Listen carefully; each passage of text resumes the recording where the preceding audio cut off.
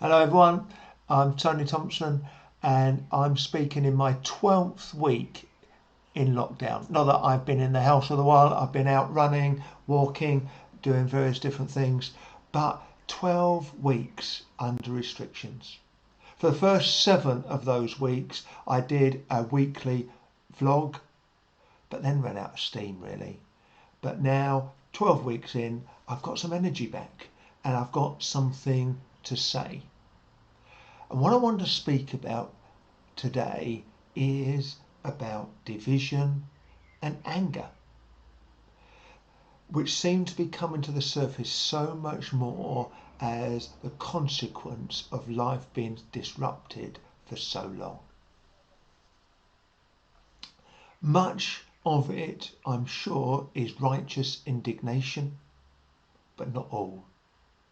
And even more is expressed pretty poorly.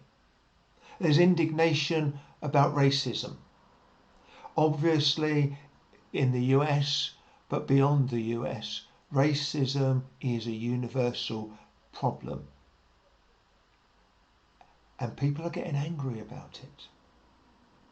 Indignation about the fact that there's maybe one rule for the rich, another for the poor. A rule for those in power and those who are not in power. A rule for the privileged and then a different rule for the rest of us. Dominic Cummings can make his trip up north, but we can't do the basic things like meeting with our family. And the suspicion through all of this is that maybe those in power are not to be trusted. I suspect personally that divisions, strong opinions, indignation, anger, they're going to be around for a while. People will be having different views and are having different views on how the lockdown is lifted. What are valid risks that people ought to take? How do we balance, on the one hand, health, on the other hand, wealth? What's the right balance? What's most important? Brexit is also starting to rear its head again. When most of us naively had thought it'd been finished with, suddenly it's there on the agenda again.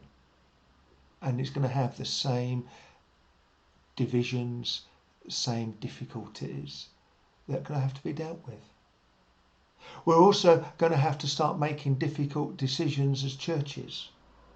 When do we start meeting again in our buildings? How many can safely meet? And if numbers are significantly reduced as they're liable to be, who chooses, who attends and who doesn't? What do we do about online services? Are they something to be continued with or not? There's going to be lots of different strongly held opinions that we're going to have to try to navigate. And it was as I was thinking and pondering about all of this that I came across something that made me think.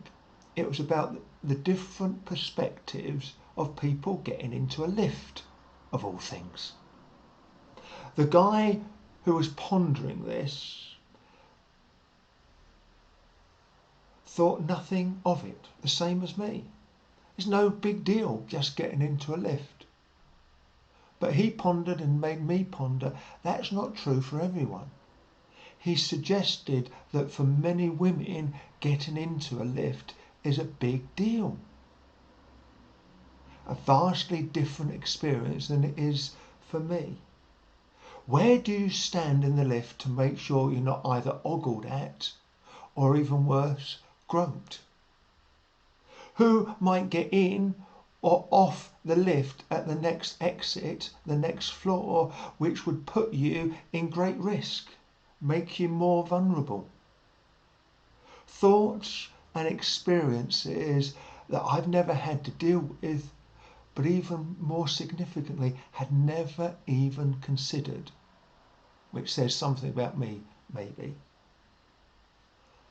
It made me recognise that we come at things from so many different perspectives, hugely different perspectives.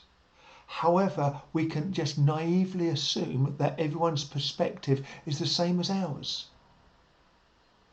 And I would therefore challenge you, but also principally challenge myself in this time of division and anger and hurt, to seek to understand different people's perspectives, to embrace different perspectives, even to seek out different perspectives so that we can learn from them.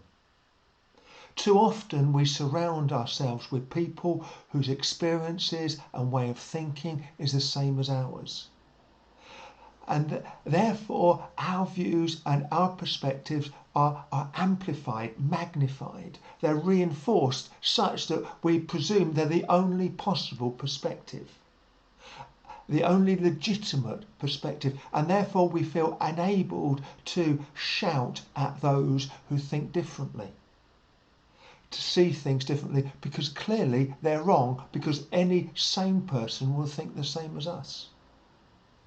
Whereas taking on board and receiving and seeking out and listening and hearing different perspectives can take the heat out of complex issues and actually shine some light in them. They can help us understand things better, which I believe is greatly needed at this time and will be needed in the months to come. I hope you find these helpful. I certainly did, and I hope you and I will be able to put them into practice in the weeks and months to come. God bless. Bye bye.